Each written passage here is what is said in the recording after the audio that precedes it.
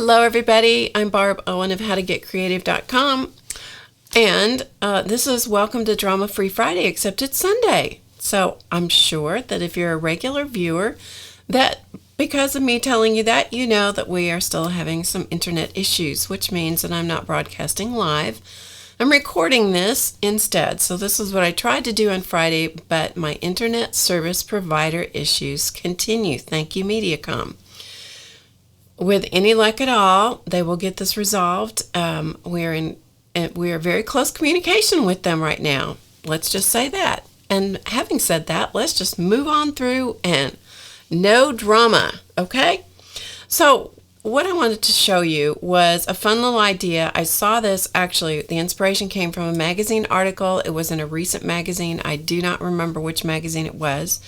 Because one of the things I love to do is to go to my local bookstore, sit down with a big old stack of magazines and books and a cup of tea and just sit there and just leaf through magazines and just get ideas, you know. And if the magazine has multiple ideas, my rule for myself is it has to have 3 things in it that I really think I'll use, and then I buy the magazine. Otherwise, I just look through it and, you know, and thank them for the whatever was there and head on home. Anyway, and I appreciate being able to do that. I really do.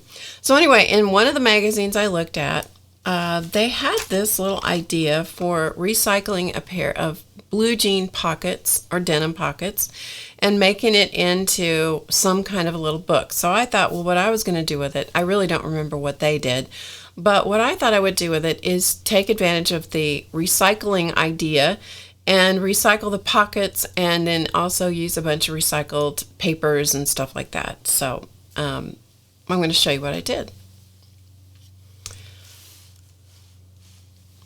So what I started out with were the pockets. I'm going to show you a couple of different ones, couple of different pairs of denim jeans.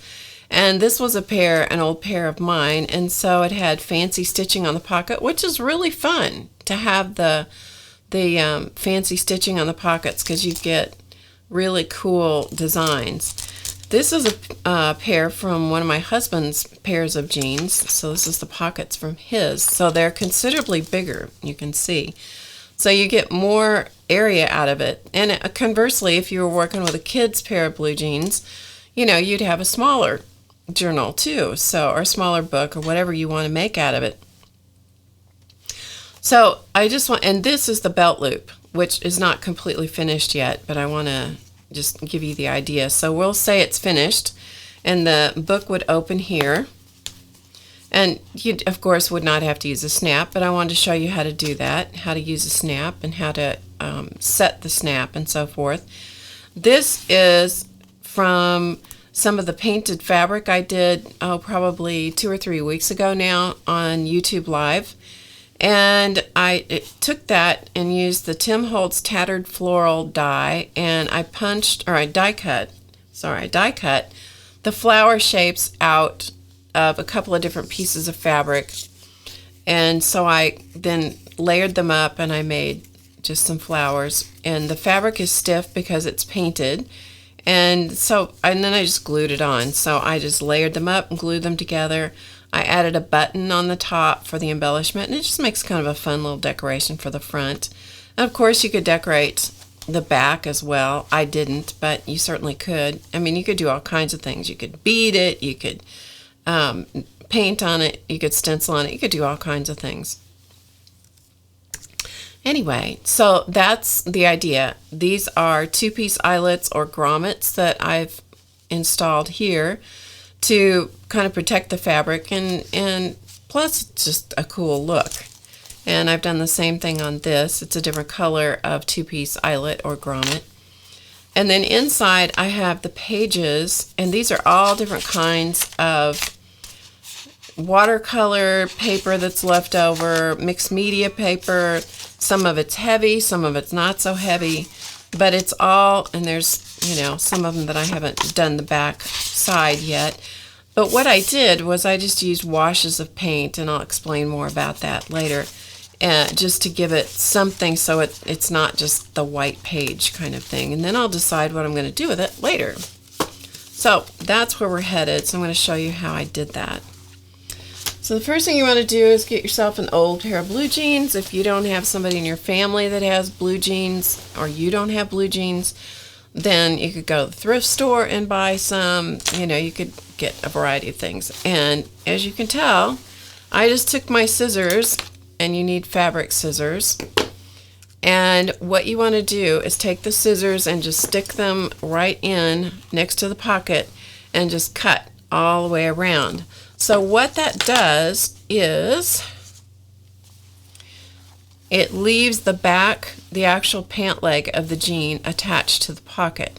And then that gives you an extra little pocket that you could put pencils or pens or, anything. If you're going to take this with you someplace, you could put a glue stick or, different kinds of things in there. Or if you're giving it as a gift, you could just put a card in there. And then you have the same thing on the back side, the other side of the journal, because you've got two pockets. So that's what I decided to do, was just leave the fabric from the pant leg attached to the pocket. Then here's another pair that I have going. So for the most part, you're going to see that even if the pockets are kind of asymmetrical, which they are here, you're going to have one side that usually is at a greater angle than the other side. But they usually match up because they're usually cut in such a way that they'll match when they go on the pair of pants. This piece of fabric back here, which is the actual pant leg, sometimes this can ravel on you. This isn't likely to ravel very much around the outside because the stitching is so close to the edge of the fabric. But this may ravel on you, so I just took some tacky glue. You could use any kind of glue. You could use fabric glue, anything that you want to use, because this is not likely to be laundered. And just run a little tiny bead of fabric glue along that top edge. And then I just kind of patted it into the fabric. And then let that dry. And what that's going to do is that's going to seal those threads. So the only thing that's likely to ravel is just a little bit up here at the edge that was raveling to begin with. And you just clip those off and it's not going to ravel anymore. And you can see, perhaps, you can see a little bit of raveling here. That's what I'm talking about. That was raveling from the very beginning, right up here. Well, I can't see that very well. Let's try it against this. Yeah, you can see a little bit of the raveling up here. And so if I just clip those off, that will not ravel anymore because this has dried. The glue goes on white. It will dry clear or pretty much clear. You might be able to see a tiny little shadow there, but then that stops that raveling issue. And I did the same thing on, the exact same thing on this little soon-to-be journal. And so that's that. So that's how you prepare the pockets. It's literally cut them out, and I just put some glue back there just to keep them from the top edge from raveling. Now, if you want to use the closure like this, this also comes from the blue jeans. This is one of the belt loops.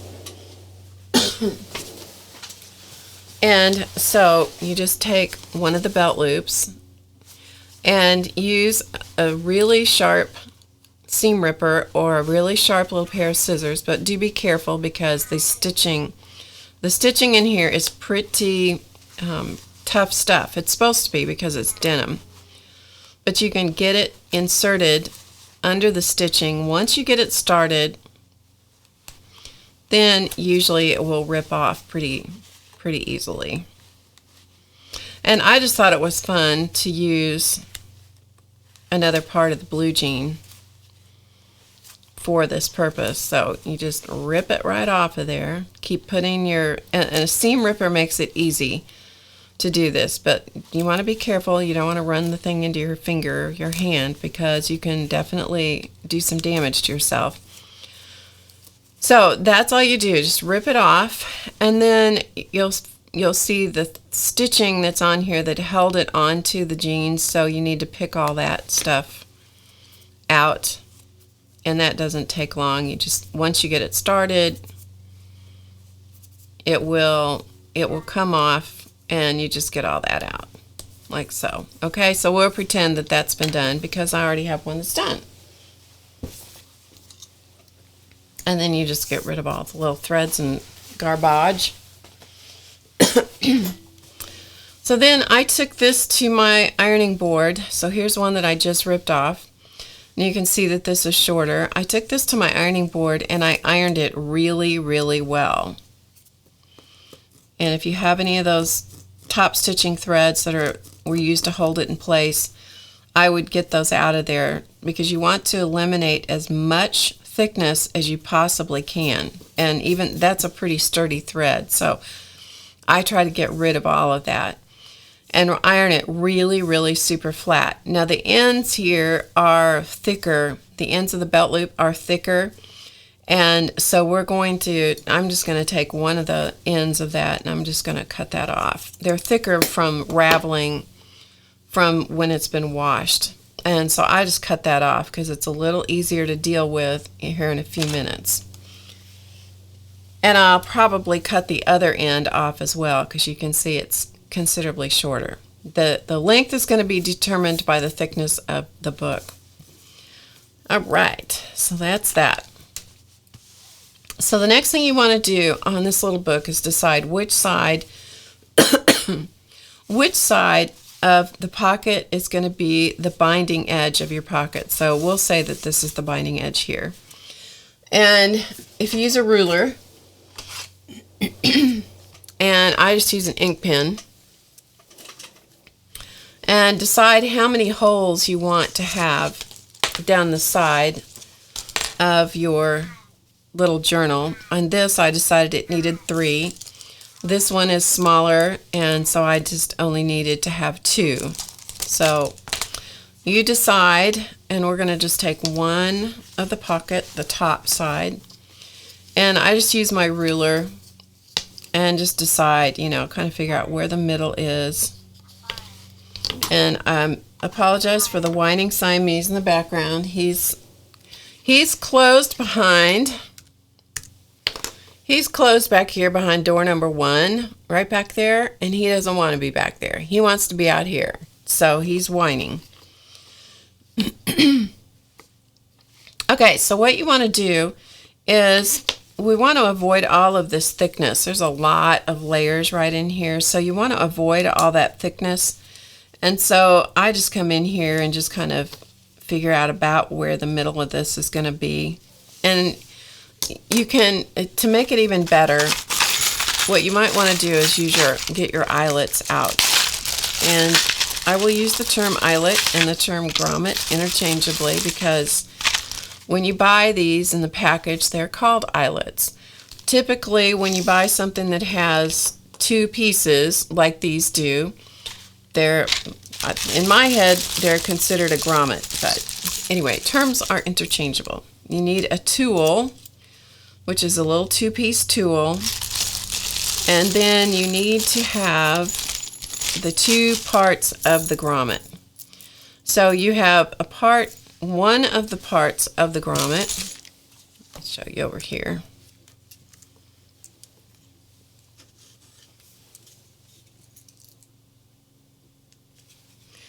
One of the parts of the grommet is taller than the other part.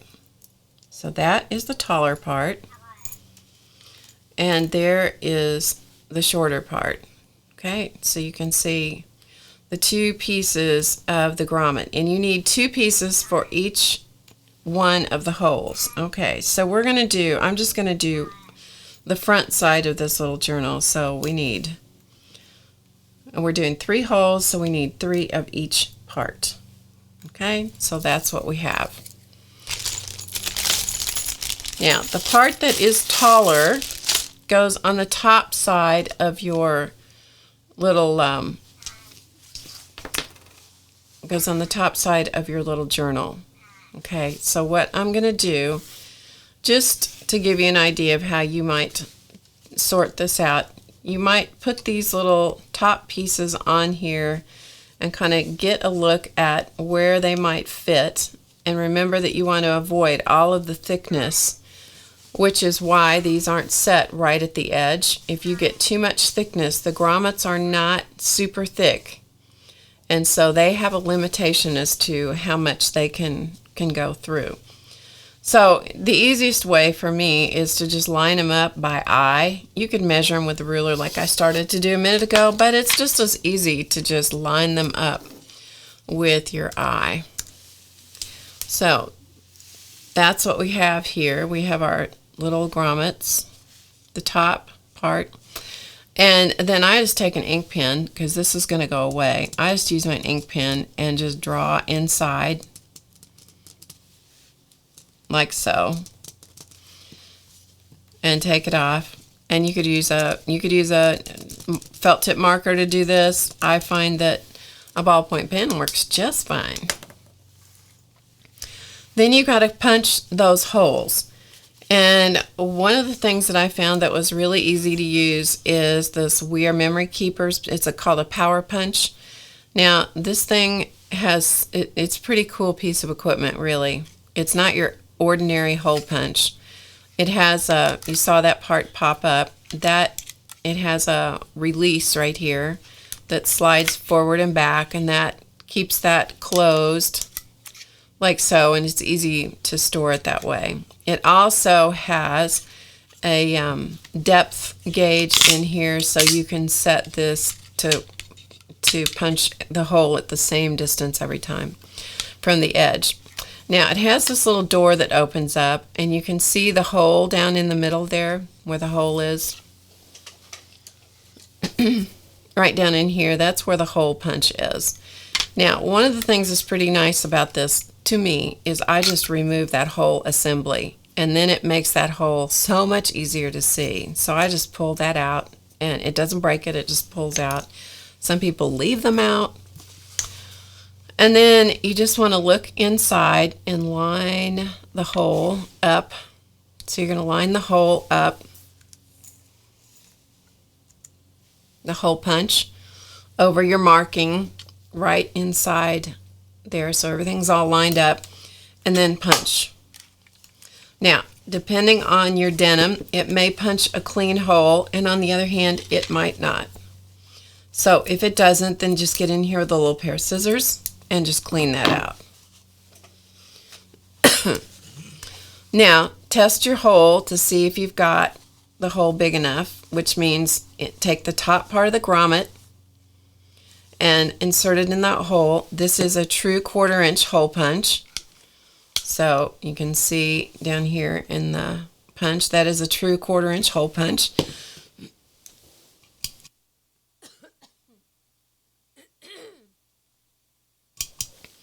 And what is nice about the 1/4 inch hole punch is that it gives you the exact size hole. Well, if you don't have one of these, what you want to do is you want to use your scissors, and you want to come in here, stick the point of your scissors in here, and just carefully cut out a little circle. This is just an easy way to do it, and it is, because it has all this power, hence the name Power Punch, it will go through the denim. I don't think you'll find that average ordinary hole punches will do that. So we're going to line up the next one like so and punch the hole, and that one punched it out fine. Sometimes you'll get a few little ravelings. You can see there, see those ravels that are standing up, and so I'll just come in with my scissors and cut those off. And then I'm going to repeat that for the other, for the bottom hole, and you want to do the same thing to the front and the back cover of your little denim journal. And of course you want the holes to line up. And the other thing you want to be sure that you do when you're lining up the holes is when you have when you're punching the holes and marking them and so forth, you want to make sure that you put your denim pockets with the wrong sides together so that you can mark those holes right through there so that they're on the correct side. If you aren't watching, you'll do what I do, and that is sometimes I will do it just the opposite of what I intend to do it. I've done that before. So make sure that you put the book the way that you want it to go when you're all finished, and then mark the holes and punch them. That way, when the grommets are all put together, you have the pretty side of the grommet, because there is a right side and a not so right side. The right side of the grommet is on the outside of both little covers. So let me show you what they look like on the inside. On the other side of your grommet, the back side, it is not so pretty. It's not bad, but it's not quite as nice in here. You'll see that it has like a little flange that holds the two pieces together. So that's the back side of the grommet. This is the top side, so it has a different look. So you want to make sure that you get the grommets going the way that you want them to go. Hope that makes sense. Okay. So let's go back to the actual installation so you can see how that works. It's not hard. It's not hard to do. You just want to do it the right way. So you take the part that is the taller piece. You insert it through the layers of the pocket, and you got to make sure that you get it through all the layers. So I just work it with my fingers. So I work it with my fingers until I can see that the little collar of that grommet has come through on all the layers of the denim are down around it. Then you're going to take the other piece of the grommet, which has the larger opening, and you're going to put that on top of it like so. Then you take the tulle, which the tulle comes with. Sometimes it comes, trying to get it where you can see it.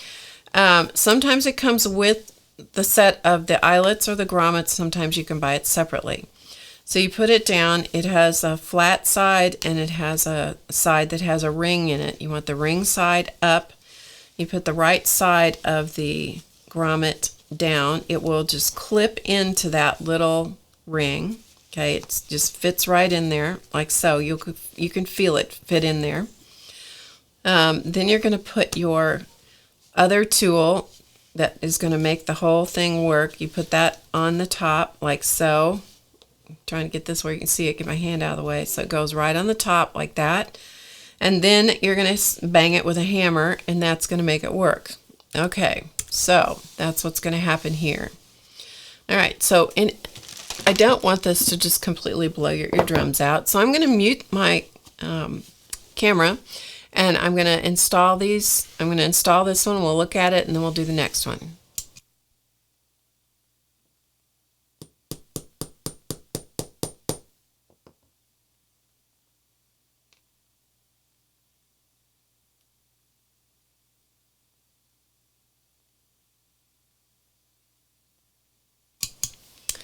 Okay, so it takes a few taps with the hammer, and it takes that collar from the top side, the longer metal piece, and it spreads it and connects it to the larger ring, and that's how it works. And then it's held together, and that's all you do to install a grommet. All right, so I'm going to do the next two, and I'm going to, again, mute the camera so that it doesn't blow your ears out. I'm going to do the next two, so the next thing you do is just put the top one in, put it through all the layers, make sure all the denim layers are down around that metal collar. Take the shorter one, place it on top like so. So it fits right on top of that. Put it back on your little application tool, your little setter. Put it right back on top of that. It will fit right in there. And then you're going to put your metal piece, which I managed to, how could I lose that? It's right here. Okay, so I'm going to install this, and I'll do the next one. I'll be right back.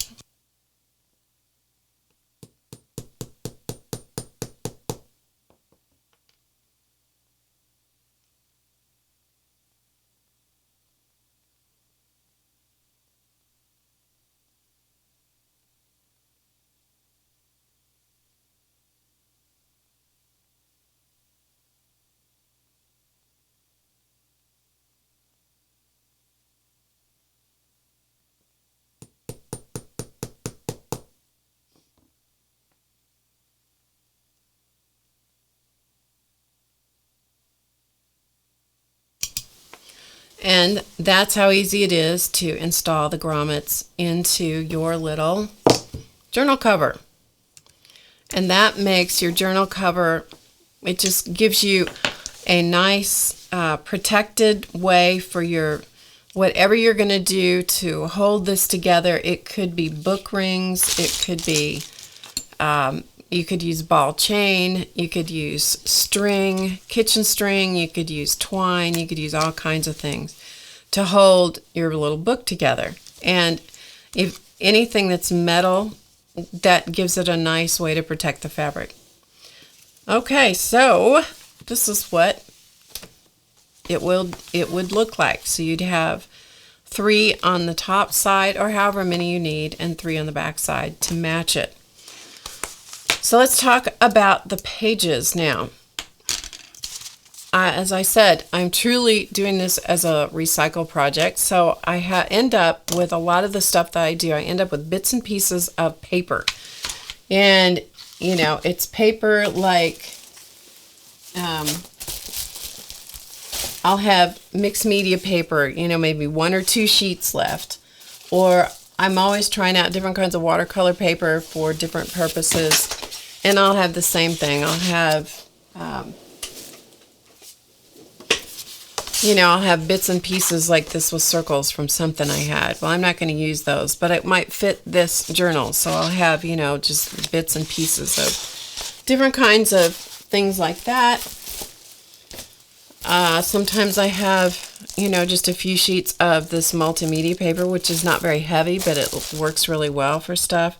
Sometimes drawing paper. It's just odds and ends. And so it makes for, you know, an accumulation of a lot of stuff. So I thought, well, what would be fun is just to kind of put it all together in one journal.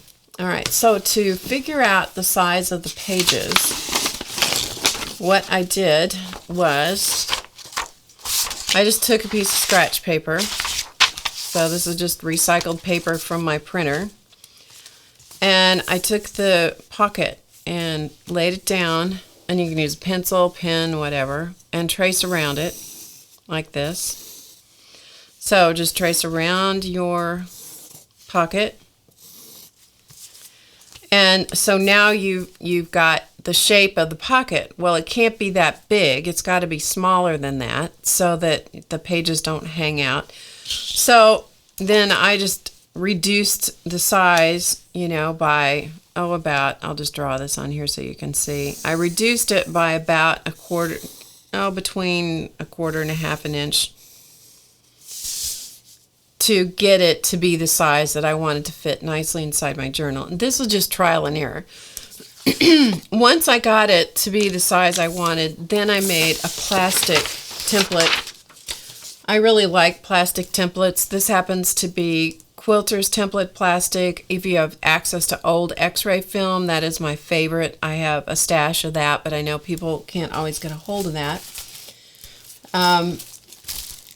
But that's actually what I would be using most of the time. So let's pretend that this is the last couple of pages of this particular paper. And I just put my plastic template up here, and then by using plastic, it makes it so easy to draw around and to keep your sizes consistent. So I just draw around it, and then I can take, if I have a full sheet, I can turn this over for this particular size journal. I can turn it over.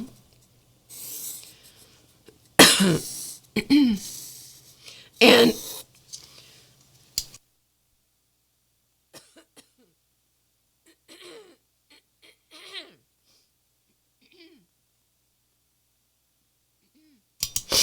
so I can turn it over, and then I can just make another pocket page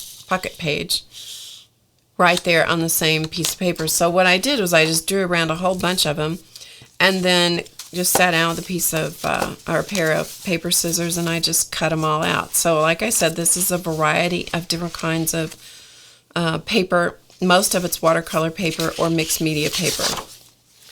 Then I used my pocket that has the holes in it already.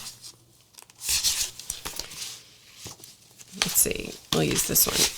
I used my pocket, and I just laid my page in here, got it the way I wanted, and then, you know, just transfer the marking through. So you've got one to begin with. You only need one.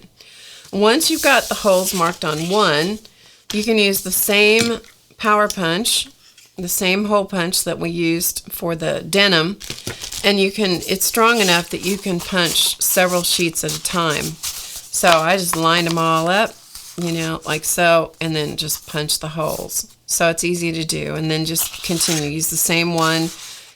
You don't have to mark them, just use the same one and transfer the holes to the rest of them. Then to color the pages, what I used is I have a whole container full of these. They're old craft acrylic paints, and they hardly have any paint in them. I mean, I get down to where there's like so much paint, and then I add water into it. This was a deal that the first time I saw anybody do this, Inkwell or Inkywell, Dee Dee Willingham is the one that I saw do this. And let's see, we'll have a different view so the camera will stop doing that. And she would add water into it and make them into a wash. And I thought, gosh, that's a great idea. So I've been doing it ever since. Thank you, Dee Dee. And so I have this whole container. Now you'll notice that they have blue tape around them, and that is to tell me that these are washes. So you need some way to tell yourself that they're washes, because if you don't, earlier today I was messing with these and I had this one stuck in here, which I didn't have any tape on it. And this is just plain old craft paint. Still, there's no water involved, so I expected it to have water. And when I went to use it, it was thick paint. So by the same token, you don't want to dump out some of this on a project and have it diluted and it goes everywhere. So you want to do something to mark it. So I use painter's tape is what works for me. So I just keep this container full of my diluted old paints, and then what I do is I just take a couple of colors and I take a paintbrush and I just dump them on here, and I just literally just wash them on, just paint them on. And then I might take a paper towel and blot up the excess. And after I've done the one side of all of them, and I don't even care if they get stuff on the back. Once I've got one side done, then I do the other side. And then that just gives me some place to start, you know, for whatever my art journal purpose is going to be with this. And besides that, it makes it pretty, you know, it's just pretty. And who doesn't want a pretty journal? I mean, seriously. So at that point, you can try your pages on for fit if you want. So for example, let's do this book ring. And so I'm just going to kind of line up the holes. And honestly, I'm not fond of book rings, so I will use something different. The book rings, I think, are just awkward to me, but they work really well for holding things temporarily in place.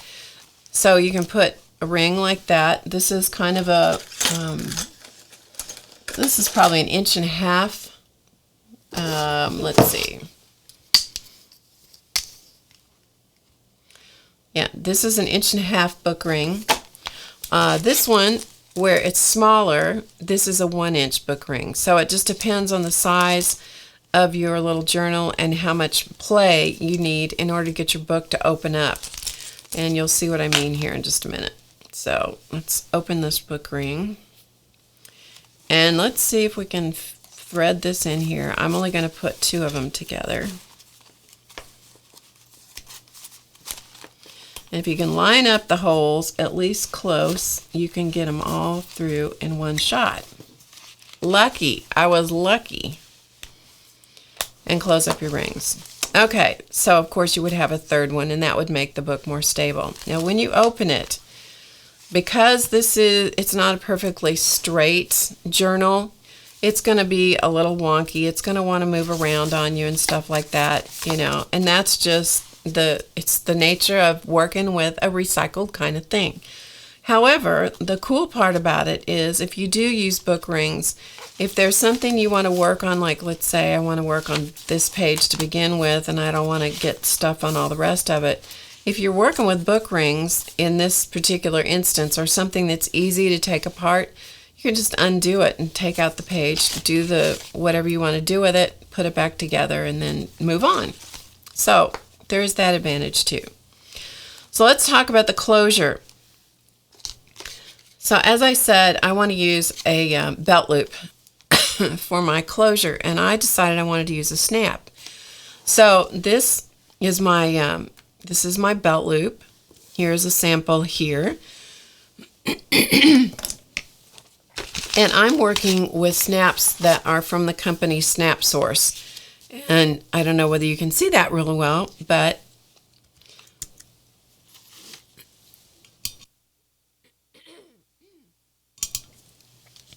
this is from the company Snap Source, and these are long prong snaps. You have to have, this is thick enough that you really can't go and buy the inexpensive snaps that you find in most fabric stores unless they have this particular brand. It's the only brand I've found personally that has the long prongs. And you get it open, and there's 4 parts to a snap like this. You need the cap or the outside. Okay, so you need the outside of the snap. Then you need to have the part that goes under that snap, and that is this part under here. So you have to have that part. Those two go together. And then you also need to have the part that it snaps onto, and this part sticks up. Let's try to see if you can see it there. It sticks up right there. So you need that part, and then you need the part that matches up to it, and that is just a little ring, like so. So you have to have 4 parts. Unlike the grommet or the eyelet, which has 2 parts, the snap has to have 4 parts. And I keep them, for the most part, I will keep them in these little containers that attach by just twisting together. These are made for beads. I have a lot of these caps because I used to make Western shirts and stuff for my husband and kids' clothes and stuff, so I have lots of the colored caps, so I keep those separately. But you can usually buy them in sets, I think sets of 10 or 20. Anyway, just to show you how they work and how they are installed, there is an application tool that goes with every size of these snaps. And this size is a 16. That's the one I use the most often. And that's what it says right here. Okay, so this is a size Snap Source snap attaching tool size 16. And so you have to have that to work with your snaps, okay, for the size that you're working on. Okay, so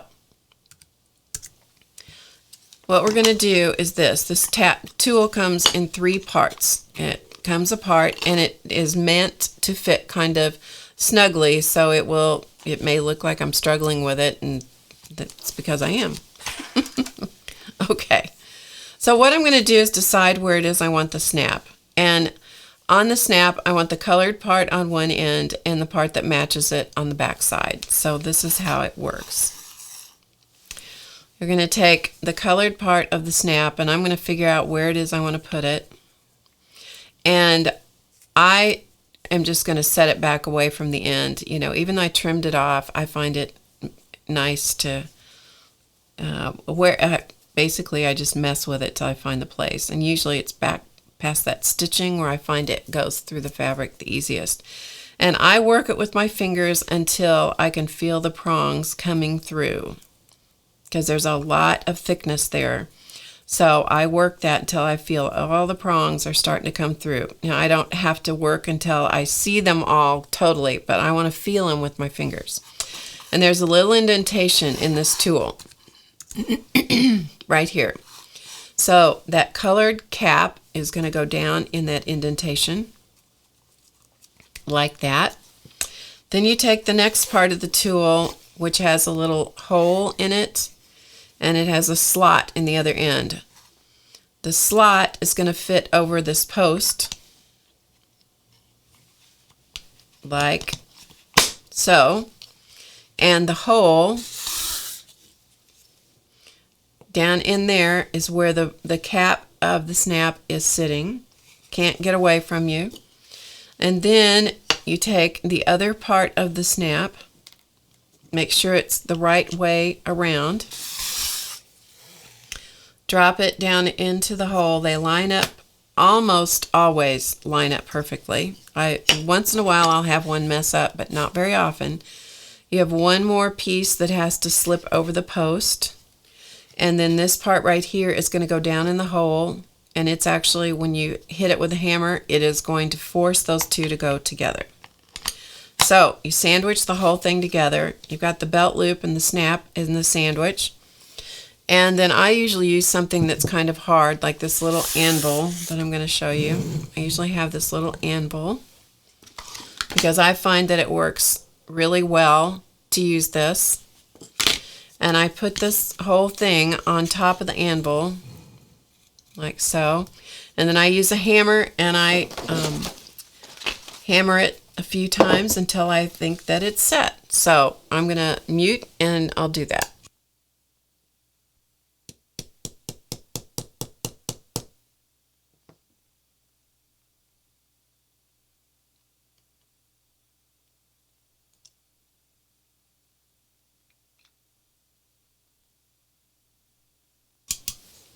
Okay, and so once you have those parts together, you should be able to look in there. You shouldn't see any prongs anywhere. Everything should be evenly attached together, and it should be nice. And when you feel it with your fingers, it should feel evenly, even in thickness. Okay, just like that. Then what I do is I take my scissors and I cut this just to kind of match the curve of the snap, just because I like the way it looks. Now, if you wanted to use some other kind of closure, you certainly could. This just happens to be what I like. I love snaps, love the look. They're easy to do. They're easy to put on. And so I find that a super easy way to do that. Then I just take the tacky glue and I go around the end of that, because that is a raw edge of fabric. So I just put some glue around that, and then I just kind of pat it in like so. And then I'll do the same thing on the back, because as I said, this is really thick. You know how thick belt loops are. So I just pat that together so that the glue is going to get into that fabric, and it's going to seal all of those little fibers, and it's going to look kind of milky white here for a little bit until the glue dries. Once it dries, then that's going to go clear, and it's going to keep all of that nice and tidy and not let it pull apart. Okay, so that's one part of the snap. Now, to attach the other part of the snap, you need to decide where it is on your journal cover where you want this to go. All right, so it doesn't really matter a whole lot where you want it to go, but I'll do it kind of in the middle. And so then I usually will, kind of look under here, and sometimes the easiest thing to do is to use a pin, like a straight pin. And so I'll peek under that, I'll find the middle of that snap, and I'll just poke a straight pin through where I want the other part of that snap to go. Okay, so you can see the pin is poked all the way through. Then what I'm going to do is I need to get myself set up with the other part of my snap. So what's going to have to happen here now is that this part needs to go on the outside. Okay, so just so you know, that goes on the outside. So the ring part of this that has the prongs on it, this has the little prongs, that has to go on the underside. So I'm going to turn this over. I'm going to drop that ring down right on top of the pin. I'm going to center the pin inside the ring. Now, before I cause myself a problem, I'm going to remove the pin. So I've centered it. The reason I don't mark it with a pin usually is because the ring is open, and if you mark it with a pin, you're going to end up seeing the ink mark, which is not the end of the world by any means, but it's kind of unsightly if you don't want that. And then again, I work it with my fingers until I can feel those prongs coming through. Okay, so once I can feel the prongs, then I repeat this sandwich idea. So I put this in the little divot in the bottom part of the tool, like so. Then you put in the middle part of the tool, and usually just to keep it from moving around, I'll stick a stick or something down in there so it keeps the denim or whatever it is I'm applying this snap to. It'll keep it in place. Once I've got the middle part on, it's going to hold it. Then you take the other part of your snap and drop it in there, like so. Put the top part on, and now it's all held in place. So I can pick it up. So I got it held in place here, right? Put it back on top of my little anvil or whatever else, whatever I want to do that. It could be a piece, could be a board, could be just something sturdy, could be a cutting board that I'm going to put that on to support that tool. And then I'm going to set the snap.